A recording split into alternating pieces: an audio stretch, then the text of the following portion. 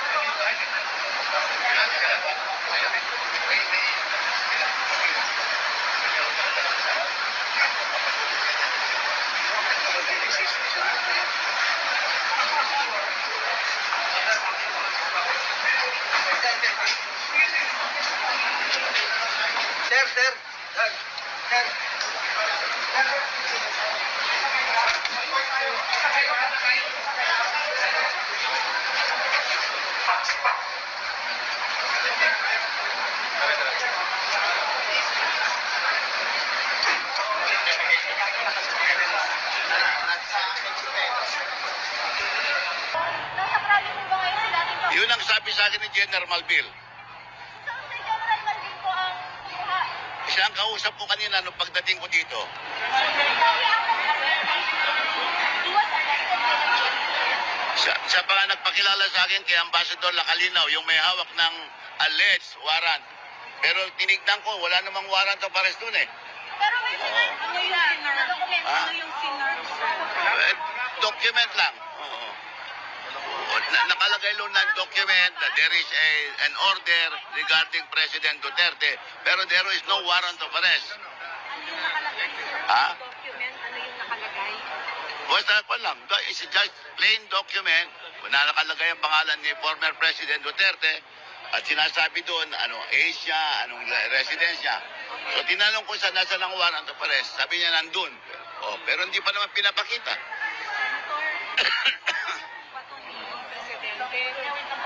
Kung ano yung bala, kung ano yung gagawin, if this happens. May mga abogado po siyang kasama.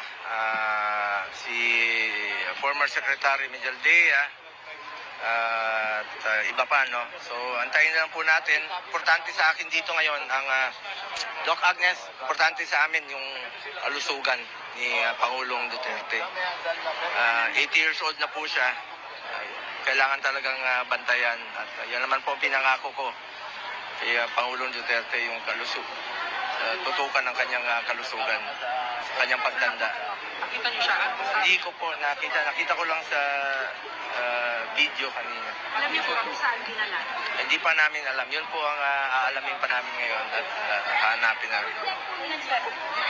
And of course, sumusunod naman sa batas si Pangulong Duterte. He is 80 years old na po.